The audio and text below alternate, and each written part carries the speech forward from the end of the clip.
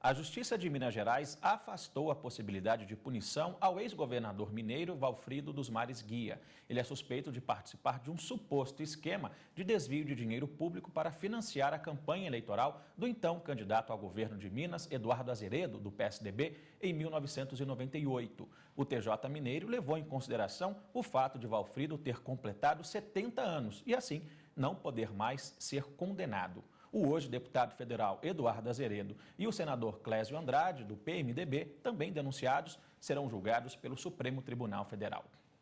E é justamente sobre essa ação penal, a 536, que eu converso com a consultora jurídica da TV Justiça, a doutora Gisele Reis, que está de volta aqui com a gente depois de merecidas férias. Doutora, boa tarde, seja bem-vinda novamente. O que fundamentou o entendimento do TJ Mineiro sobre o Valfrido? Boa tarde, Fred. Boa tarde a todos. É com satisfação que eu retorno à bancada do JJ Primeira Edição. Bom, em relação à decisão que foi tomada pela Justiça Mineira, é preciso esclarecer que não é simplesmente pelo fato de ter completado 70 anos de idade. O Código de Processo Penal, o Código Penal, ele estabelece uma idade mínima para que as pessoas possam responder por um crime que é de 18 anos, mas não existe uma idade máxima. Nesse caso, na verdade, o que ficou, na verdade, caracterizado foi a questão da prescrição da pretensão punitiva. Então, o Código Penal ele estabelece que os crimes eles têm um prazo para que o Estado possa efetivamente investigar e aplicar a pena no caso concreto. Nesses fatos que estão sendo apurados, as acusações são de peculato e formação de quadrilha.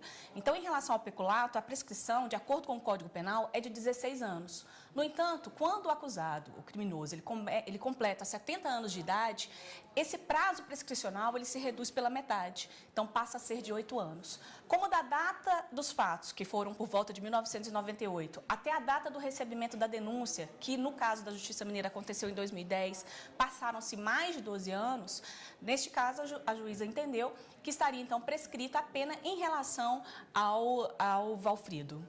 Quando e de que forma chegou essa ação penal, a 536, aqui no STF? Fred, essas acusações, na verdade, elas vieram, inclusive, daquilo que foi apurado e que acabou desencadeando a ação penal 470. Então, na ação penal 536, ela foi, na verdade, o inquérito que deu origem a essa ação penal foi o inquérito 2280 e não só o deputado Eduardo Azeredo, que está sendo, na verdade, acusado, como outros acusados também fazem parte dessa denúncia em relação aos fatos que estão sendo trazidos nessa ação penal, que dizem respeito ao esquema de desvio de dinheiro em relação à reeleição do então governador Eduardo Azeredo, do estado de Minas Gerais. Então, não só esse inquérito penal apura a prática, esse inquérito que se transformou na ação penal 536, apura a prática em relação a Eduardo Azeredo, como nós temos também uma outra ação penal, que é a 606, que trata do Clésio Andrade, que estava inicialmente na Justiça Mineira e que depois acabou voltando para o Supremo Tribunal Federal por ele ter se diplomado senador. Doutora Gisele, há outros acusados, em relação a este fato, a esse caso. E o STF decidiu desmembrar o caso? Sim, na época, inclusive, o relator era o ministro Joaquim Barbosa, o relator dessa ação penal, na época, até inquérito antes. Então, foi determinado pelo ministro Joaquim Barbosa o desmembramento em relação àqueles que não possuíam foro por prerrogativa de função. De acordo com a Constituição Federal, Fred, o Supremo Tribunal Federal, em termos de ação penal originária, ele julga os congressistas, os parlamentares e os deputados federais. Então, senadores e deputados federais é que são efetivamente julgados perante o Supremo Tribunal Federal. Só eles é que têm essa prerrogativa de serem julgados pelo Supremo. O que o ministro decidiu, então, na época? Que aqueles que não tivessem essa prerrogativa fossem julgados pela Justiça Mineira de primeira instância. Foi nesse sentido que foi encaminhada, então, as peças desse inquérito policial para a Justiça Mineira e lá também tramita uma ação penal, a fase atualmente lá na Justiça Mineira de oitiva de testemunhas, e essa ação penal, ela também traz os outros envolvidos, que não aqueles que detêm foro por prerrogativa de função. Então, esclarecendo, atualmente, no Supremo Tribunal Federal, duas ações penais tratam dessa questão. A ação penal 536, em relação ao deputado federal Eduardo Azeredo, e a ação penal 606, que trata do Clésio Andrade.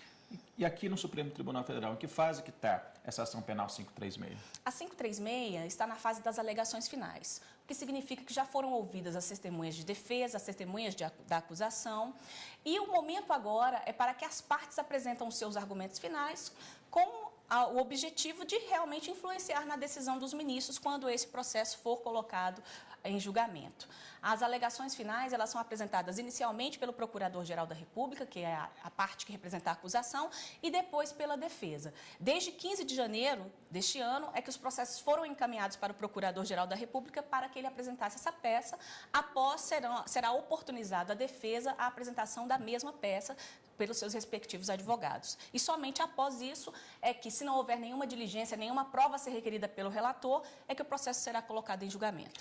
Uma figura central na ação penal 470 teria sido apontado como o operador de um esquema, o Marcos Valério. Ele também faz parte dessa ação penal também, né? Também está, ele foi denunciado nessa ação penal, e só que neste caso ele não está respondendo à ação penal perante o Supremo Tribunal Federal, ele responde lá na Justiça de Primeiro Grau, na Justiça Mineira. Tá certo, doutora Gisele, obrigado pelas suas informações, até amanhã. Eu que agradeço, até amanhã, boa tarde.